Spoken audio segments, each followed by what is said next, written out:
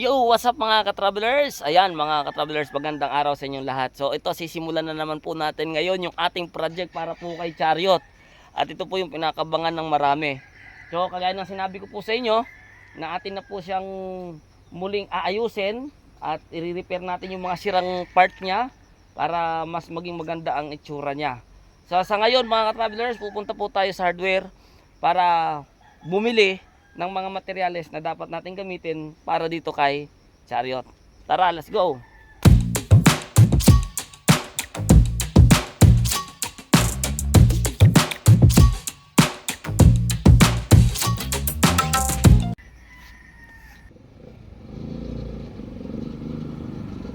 Papa, pwede ba ito lumusot sa ilalim ng Chariot? Papa, pwede ito lumusot sa ilalim ng Chariot?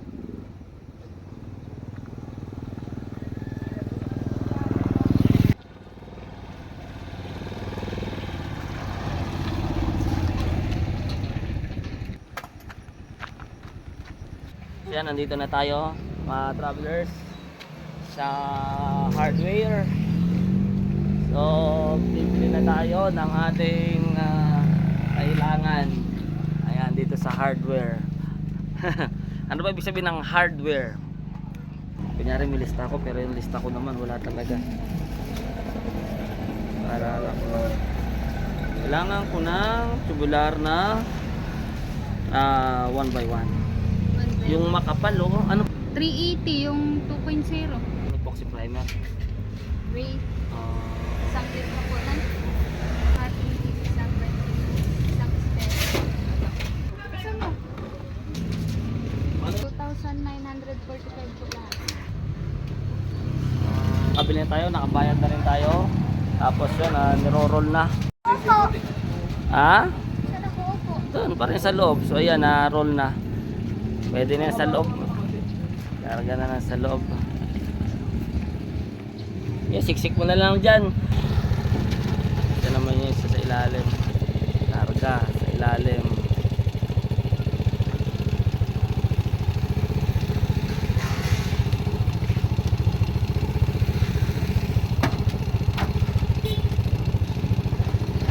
Shoutout nga pala dyan kay Kuya Leo Store. Subscriber natin dyan si Kuya sa Leo Store, yung may-ari niyan.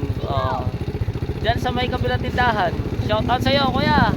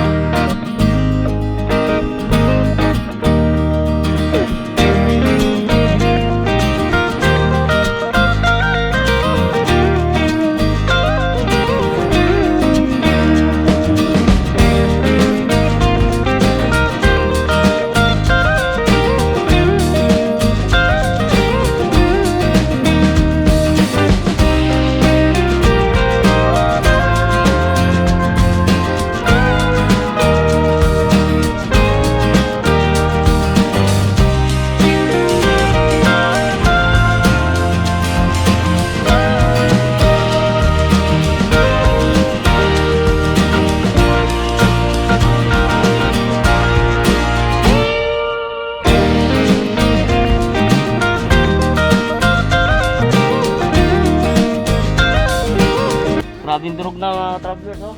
Yan yung kalawang niya, oh. Yung mga tinanggal natin. Hindi pwedeng hindi ayusin, oh. Yan yung mga ano niya, oh. Grabe na ang kalawang sa loob. Yan. Kaya kailangan na talaga siyang repairin. At ayun na yung ating mga gagamitin nandun, ha. Diba? Tanggal na natin siya. Ano di saya?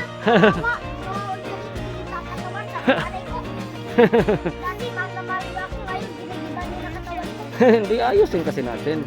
Kasi nga love natin si Chariot, kaya pagagandahin natin lalo. Sabi ni Josiah, Correct din, no? Mabigat din talaga to. Papatimbang natin itong mga to, mga kapatid. Papatimbang natin para kahit paano meron tayo makuha pera sa mga to, di ba? Pero kung pwede natin gamitin, baka pwede natin gamitin yun, ba? Hindi gamitin natin yung mga to. Pero, ano eh, sayang din, baka makapera tayo dito.